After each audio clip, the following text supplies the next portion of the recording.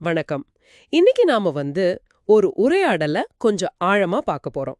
இது தெரப்பி, அப்புறம் தனிப்பட்ட வளர்ச்சி, வாழ்க்கையில வர்ற சிக்கல்களை எப்படி ஹேண்டில் பண்றது, இத பத்தின ஒரு உரையாடல். சில முக்கியமான விஷயங்கள் இருக்கு இதுல. நம்மகிட்ட இருக்கிற ஆதாரம் யூல் அப்படின்னு ஒருத்தருக்கும் அவரோட தெரபிஸ்டுக்கும் நடந்த ஒரு கான்வர்சேஷன். அவர் ஜமைக்கால சின்ன வயசுல இருந்த பதட்டம், அப்புறம் அமெரிக்கால அவரோட அடையாளம், குரலை கண்டுபிடிக்கிறது, சமூக அழுத்தங்களை சமாளிக்கிறதுன்னு அவரோட மொத்த பயணத்தையும் ஷேர் பண்றாரு. இதுல முக்கியமா கவனிக்க வேண்டியது என்னன்னா, தெரப்பிங்கிறது வெறும் பிரச்சனையை தீர்க்கிறது மட்டும் இல்ல, அது நம்மளை பத்தி நாம புரிஞ்சுக்கிறதுக்கும் சவால்களை எப்படி பாக்குறோம்னு புரிஞ்சுக்கிறதுக்கும் உதவுது. சரி, அப்போ இந்த யூல் ரொம்ப சின்ன வயசுலயே தெரப்பிக்கு போக ஆரம்பிச்சாரு. ஜமைக்கால படிப்பு, ஸ்போர்ட்ஸ்னு ஒரே ப்ரெஷர். அதனால அவங்க அம்மா தான் சரி தெரப்பிக்கு போன்னு சொல்லியிருக்காங்க.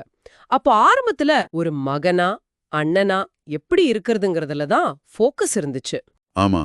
ஆனா சுவாரஸ்யமான விஷயம் இருக்கு பாருங்க. அந்த வயசுல அந்த உணர்வுகள்லாம் ரொம்ப தீவிரமா இருந்திருக்கு அவருக்கு. ஆனா அதை எப்படி புரிஞ்சுக்கிறது, அதை எப்படி ஹேண்டில் பண்றது, அதுக்கு தேவையான டூல்ஸ் அது இல்லாம இருந்திருக்கு. இப்போ பாருங்க அவரோட அப்ரோச் எப்படி இருக்குன்னு. அதே சவால்கள் தான், ஆனா அதிக பொறுமை, சில ஸ்கில்ஸ் வந்திருக்கு. அந்த சவால்களை சமாளிக்க வேண்டிய நண்பர்கள் மாதிரி பாக்குறாரு. இது ஒரு பெரிய மனநிலை மாற்றம் இல்லையா? ஆமா, நிச்சயமா. அந்த மாற்றம் எப்படி உருவாச்சுங்கிறது தான் முக்கியம். இன்னொரு முக்கியமான பாயிண்ட் நீங்க சொன்ன மாதிரி, நம்ம நண்பர்கள் கிட்டயோ குடும்பத்துக்கிட்டயோ பேசுறதுக்கும் ஒரு தெரபிஸ்ட் நம்மள கவனிக்கிறதுக்கும் பெரிய வித்தியாசம் இருக்கு. கரெக்ட். தெரபிஸ்ட் முழுக்க முழுக்க நம்ம மேலதான் கவனம் செலுத்துவாங்க. அவங்களோட லைஃப வச்சு கம்பேர் பண்ண மாட்டாங்க. நாம என்ன சொல்றோமோ அத முழுசா அப்படியே கேட்பாங்க. நீங்களே யோசிச்சு பாருங்க, நீங்க யார்கிட்டயாவது பேசிட்டு இருக்கும்போது அவங்க பேச்ச மாத்தாம, இல்ல அவங்க கதையை சொல்லாம நீங்க சொல்றத மட்டும் முழுசா உண்மையா எத்தனை தடவை கேட்டிருப்பாங்க? அது ஒரு ஸ்பெஷலான அனுபவம். அந்த மாதிரி ஒரு கவனம் கிடைக்கும்போது தான் நமக்கே நம்மளை பத்தி ஒரு தெளிவு கிடைக்கும்.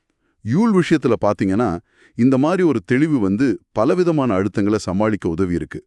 ஆரம்பத்துல படிப்பு, ஸ்போர்ட்ஸ்னு இருந்த அழுத்தம், அப்புறம் அமெரிக்கால ஒரு கருப்பின மனிதரா வாழ்றதோட வர்ற அந்த சமூக அழுத்தம். அவர் சொன்னது போல இருட்டுல ஒரு மெழுகுவர்த்தியா இருக்கணும்னு ஃபீல் பண்ணதா சொல்றாரு. இதுல இன்டர்செக்ஷனாலிட்டிங்கிற விஷயமும் வருதுல்ல.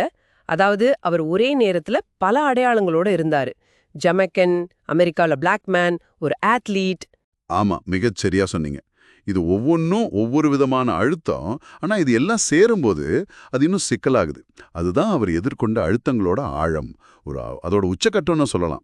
அவர் முதல்ல ஒரு அபார்ட்மெண்ட்டுக்கு குடி போனப்போ சொந்த வீட்டிலே ஒரு பாதுகாப்பு இல்லைன்னு ஃபீல் பண்ணதா சொல்றாரு. அதுவும் குறிப்பா அந்த பிரியோனா டெய்லர் சம்பவம் நடந்த அந்த சூழல்ல அது இன்னும் மனசை பாதிச்சிருக்கும். வெளியுலக யதார்த்தங்கள் நம்ம பர்சனல் ஸ்பேஸையும் மன நிம்மதியும் எவ்வளோ ஆழமா பாதிக்குதுன்னு இது காட்டுது. அப்போ இதையெல்லாம் சமாளிக்க அவர் என்ன செஞ்சாரு, அதுதானே இப்ப முக்கியம். ஆமா, அவர் பல விஷயங்களை முயற்சி பண்ணியிருக்காரு. ஒன்று மைண்ட்ஃபுல்னஸ், அதாவது நினைவாற்றல் பயிற்சி. அந்தந்த மொமெண்ட்ல என்ன நடக்குதுன்னு கவனிக்கிறது. இது அந்த அழுத்தமான எண்ணங்கள்ல இருந்து கொஞ்சம் வெளியே வர உதவி இருக்கு. அப்புறம் சுவாச பயிற்சி. ஆச்சரியமா என்னன்னா அத்லீட்டா இருந்தப்ப இதை கத்துக்கவே இல்லையா? ஓ, அப்படியா? ஆமா. அப்புறம் ஆர்ட், ஃபேமிலி சப்போர்ட், இதெல்லாம் கூட அவருக்கு பலம் கொடுத்துருக்கு. இங்க நம்ம முக்கியமா புரிஞ்சுக்க வேண்டிய ஒரு விஷயம் என்னன்னா, இந்த தெரப்பி, இந்த மாதிரி சுய கவனிப்பு பயிற்சிகள்லாம் ஏதோ பிரச்சனை வந்தப்புறம் செய்யற ஃபர்ஸ்ட் எய்ட் மட்டும் இல்ல. இது ஒரு மாதிரி தயாரிப்பு, ப்ரிப்பரேஷன். இவ்வளோ ஒரு விஷயம் சொன்னாரு. அவங்க பாட்டி சொல்லுவாங்களாம், பசி வர்றதுக்கு முன்னாடியே சாப்பிடணும்னு. அத மாதிரி. நல்ல உவமை. ஆமா, பிரச்சனைகள் வர்றதுக்கு முன்னாடியே நம்மள நாம தயார்படுத்திக்கிறது.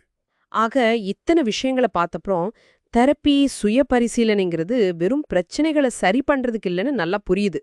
ஆமா, இது நம்மளோட வெவ்வேறு பகுதிகளை, நம்மளோட பல முகங்களை ஒன்னா சேர்க்கறது மாதிரி, நம்மளோட சவால்களோட நமக்கு இருக்கிற அந்த உறவை, அந்த ரிலேஷன்ஷிப்பை மாத்தி அமைக்கிறது, வாழ்க்கையை இன்னும் கொஞ்சம் நம்பிக்கையோட நகர்த்த ஒரு டூல் கிட் மாதிரி உருவாக்கிக்கிறது.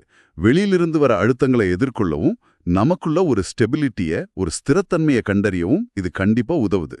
அப்போ இதெல்லாம் கேட்கிறவங்களுக்கு என்ன சொல்ல வருதுன்னா, இது நம்ம மன உறுதியை கட்டமைக்க ரொம்ப முக்கியம். அது தெரப்பி மூலியமா இருக்கலாம், இல்ல வேற வழிகள்ல கூட இருக்கலாம். ஆனா நமக்காக நம்ம நேரம் ஒதுக்கி நம்மள நாம புரிஞ்சுக்க முயற்சி பண்றது, நம்மள தயார்படுத்திக்கிறது எவ்வளோ முக்கியம்னு இது காட்டுது. சரி, இறுதியா ஒரு கேள்வி மட்டும் உங்க சிந்தனைக்கு விட்டுட்டு போறோம். யூல் சொன்னார் இல்லையா, சவால்கள் இன்னும் இருக்கு, போகல. ஆனா அது கூட அவருக்கு இருக்கிற உறவு மாறிடுச்சு. அத சமாளிக்க வேண்டிய நண்பர்கள் மாதிரி பாக்குறேன்னு. உங்க வாழ்க்கையில நீங்க ஒரு எதிரி மாதிரி நினைக்கிற, போராடுற ஏதோ ஒரு சவால் இருக்கலாம். அந்த சவால இந்த மாதிரி ஒரு பார்வை மாற்றத்தோட சமாளிக்கக்கூடிய ஒரு தோழனா மாத்த முடியுமா? இத பத்தி கொஞ்சம் யோசிச்சு பாருங்க.